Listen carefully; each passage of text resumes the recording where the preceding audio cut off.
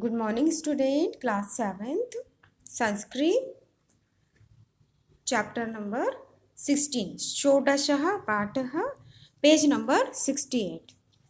आज हम बच्चों 16 पाठ पढ़ेंगे. प्राचीन भारतीय वैज्ञानिकाः, मतलब हमारे भारत के जो प्राचीन मतलब पुराने समय के जो वैज्ञानिक थे, आज हम उनके बारे में पढ़ेंगे.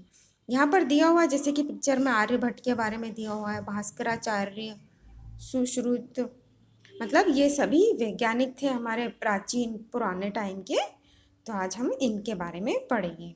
एकस्मिन् विद्यालये आचार्य छात्राणां मध्ये वैज्ञानिकां विषय वार्तालाप प्रचलति. एक विद्यालय में आचार्य और छात्रों के बीच बातचीत, वार्तालाप मतलब बातचीत हो रही थी. आचार्य छात्रः किं यूयं जानीतः यत् रेखागणितस्य नवविंशतितम प्रमेय किम. आचार्य कहते हैं, छात्रों क्या तुम जानते हो कि रेखागणित के 29 प्रमेय क्या है. छात्र आम जानीमः. छात्र कहते हैं आम का मतलब होता है हाँ जानते हैं. पाइथागोरस प्रमेय इति. पाइथागोरस प्रमेय. आचार्य एतस्य नामकरणस्य कारणं किम. आचार्य कहते हैं, फिर आचार्य कहते हैं कि इस नामांकरण का कारण किम यानी क्या है. प्रशांत अस्य प्रमेयस्य आविष्कर्ता पाइथागोरस नामक वैज्ञानिक आसीत्. उसके बाद प्रशांत कहते हैं इस प्रमेय के आविष्कारकर्ता पाइथागोरस नामक वैज्ञानिक थे, मतलब उनके ही नाम पर इसका नाम पाइथागोरस प्रमेय है. अतः तस्य नामानाम एतस्य नामकरण अभवत्. अतः उसके नाम से इनका नामकरण हुआ. आचार्य सम्प्रति एषः एव प्रचारः परन्तु पाइथागोरस्य 1500 वर्ष पूर्वम् आचार्य बोधायनः शुल्बसूत्रे एतस्य प्रमेयस्य प्रयोगं कृतवान्. फिर आचार्य कहते हैं आजकल यही प्रचार है. आजकल यही प्रचार है, परंतु पाइथागोरस के 1500 वर्ष पूर्व आचार्य बोधायन ने शल्बसूत्र में इस प्रमेय का प्रयोग किया था. भारतीय अंकाः अपि ततः पूर्वम् आसन्. भारतीय अंक भी अनेक उनके पूर्व थे. जो भारतीय अंक का जो आविष्कार हुआ था वो उनके पूर्व था. उसके बाद नीलेश महोदय प्राचीन काले भारत देशे वैज्ञानिकाः आसन् किम. नीलेश प्राचीन काल में भारत में क्या वैज्ञानिक थे, मतलब प्राचीन काल में कौन कौन से वैज्ञानिक थे. नीलेश कहते हैं आचार्य भारत देश वैदिक कालात् एव वैज्ञानिकानां देश अस्ति. जो भारत हमारा देश है वो वैदिक काल से ही वैज्ञानिकों का देश रहा है. चिकित्सा, यांत्रिकी, गणित, वैज्ञानिक दिशु क्षेत्रेषु भारतीय वैज्ञानिका बहुकार्य कृतवन्तः. चिकित्सा, अभियांत्रिकी, गणित, विज्ञान और आदि क्षेत्रों में वैज्ञानिकों ने बहुत कार्य किए. सौम्या, फिर उसके बाद सौम्या कहते हैं महोदय वनस्पति विज्ञान विषय किम कार्य भारते अभवत्. सौम्या कहते हैं कि वनस्पति विज्ञान में भारत ने कौन कौन से कार्य किए. उसके बाद आचार्य कहते हैं महर्षि पराशर वृक्षायुर्वेद ग्रंथे वनस्पतीनां वर्गीकरण कृतवान्. पराशर ने वृक्षायुर्वेद ग्रंथ में वनस्पतियों का वर्गीकरण कृतवान् यानी किया है. वृक्षेषु प्रकाश निस्सारण क्रियाएं, प्रकाश निस्सारण यानी प्रकाश संश्लेषण की क्रियाएं, पर्णस अवतरण भगानाम अपि वर्णम पारशर कृतवान। वृक्षों में प्रकाश निकलने की क्रिया द्वारा प्रकाश संश्लेषण, पत्ते के भीतरी भागों का प्लाज्मा आदि का वर्णन पाराशर ने किया है।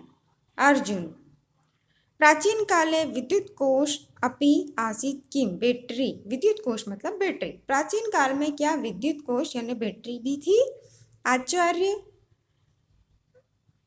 अवश्यमेव आसीत्। ताम्रपत्र, जतुपत्र, कृष्णागार, चूर्ण, पारद इत्यादि संयोगेन विद्युत उत्पन्न भवति इति महर्षि अगस्त्य लिखितवान। आचार्य, वह अवश्य थी। तांबा, जस्ता, कोयले का चूरा, पारा आदि को मिलाकर विद्युत उत्पन्न होती थी, ऐसा महर्षि अगस्त्य ने लिखा है। केशव, फिर उसके बाद केशव कहते हैं, महोदय वदतु कृपया अस्माकं भारते गणित विषय अन्यत् किं प्रमुख कार्यम अभवत्। महोदय कृपया बताएं, हमारे भारत में गणित विषय में दूसरा कौन सा प्रमुख कार्य हुआ? आचार्य, प्राचीन भारत महान गणितज्ञ आर्यभट्ट प्रकाशस्य गतिम सम्यक जानति स्म। प्राचीन भारतीय महान गणितज्ञ आर्यभट्ट प्रकाश की गति को अच्छी तरह से जानते थे। पृथ्वी गोलाकार अस्ति, पृथ्वी गोल है। पृथ्वी स्व अक्षे भ्रमति, पृथ्वी अपनी धुरी पर घूमती है। तेन एव दिव्रात्रि भवतः, उससे दिन और रात होते हैं। पृथ्वी सूर्य से परिक्रमा करती, पृथ्वी सूर्य की परिक्रमा करती है। तेन एव षड ऋतवः भवन्ति, उनसे ही 6 ऋतुएं होती हैं। सप्ताह दिनानां क्रम, प्रकाश, गति, कालगणना, खगोल विज्ञान, त्रिकोणमिति इत्यादिषु क्षेत्रेषु आचार्य आर्यभट्ट बहु कार्य कृतवान। सप्ताह में 7 दिन होते हैं। प्रकाश की गति, समय गणना, खगोल विज्ञान, त्रिकोणमिति आदि क्षेत्रों में आचार्य आर्यभट्ट ने बहुत कार्य किए। अब हम पेज नंबर 69 पर आ जाएंगे बच्चों। आदित्य, फिर आदित्य कहते हैं, आचार्य भास्कर अपनी गणित विषय कार्य कृतवान किम। आदित्य कहते हैं, आचार्य क्या भास्कर ने भी गणित विषय में कार्य किया? फिर आचार्य कहते हैं, आम गुरुत्वाकर्षण सिद्धांत पाई इति गणित चिह्नस्य मानम त्रैराशिक नियमादीन भास्कराचार्य प्रतीतवान। आचार्य, हाँ, गुरुत्वाकर्षण सिद्धांत और पाई, इस गणित का चिन्ह का मान त्रैराशिक नियम आदि भास्कर ने प्रतिपादित किया है। जो पाई चिन्ह है हमें वो भास्कराचार्य ने दिया है। शालिनी, महोदय चिकित्सा क्षेत्रे अस्माकं पूर्वजनानां ज्ञानं कीदृशम् आसीत्। महोदय चिकित्सा क्षेत्र में हमारे पूर्वजनों का ज्ञान कौन सा था? आचार्य, शल्य चिकित्सायां जनकः आचार्य सुश्रुता प्रायशः सर्वः शल्यक्रिया करोति स्म। फिर उसके बाद आचार्य कहते हैं, शल्य चिकित्सा के जनक आचार्य सुश्रुत प्राय सभी प्रकार की शल्य क्रिया करते थे। यथा त्वचा रोपणम, प्लास्टिक सर्जरी, नासिक रोपणम, कर्ण रोपणम, तंत्रिका चिकित्सा, नेत्र चिकित्सा इत्यादि शल्य क्रियायां यानि उपकरणानि सुश्रुत प्रयुक्तानि तानि एव उपकरणानि तथैव आधुनिकानि चिकित्सा क्षेत्रे प्रयुज्यन्ते। त्वचा प्रत्यारोपण, नाक प्रत्यारोपण, कान प्रत्यारोपण, तंत्रिका चिकित्सा, नेत्र चिकित्सा आदि शल्य क्रियाओं में जिन उपकरणों को सुश्रुत ने प्रयुक्त किया है वे उपकरण वैसे ही आधुनिक चिकित्सा क्षेत्रों में प्रयोग किए जाते हैं। मोहित, आचार्य चरकः अपि भेषज रसायन ज्वाला परीक्षण वनस्पति आधारित च चिकित्सा पद्धति निर्दिष्टवान। मोहित, आचार्य चरक ने भी दवाई, रसायन, ज्वाला परीक्षण और वनस्पति पर आधारित चिकित्सा पद्धति का निर्देश किया है।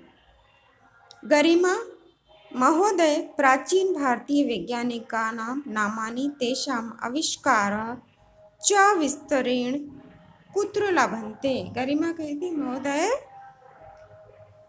प्राचीन भारतीय वैज्ञानिकों के नाम और उनके आविष्कारों का विस्तृत वर्णन कहाँ मिलता है? फिर आचार्य कहते हैं, भारतस्य वैज्ञानिक परंपरा सुदीर्घा अस्ति, तस्य परिचयः संस्कृतस्य प्राचीन ग्रंथेषु प्राप्तः।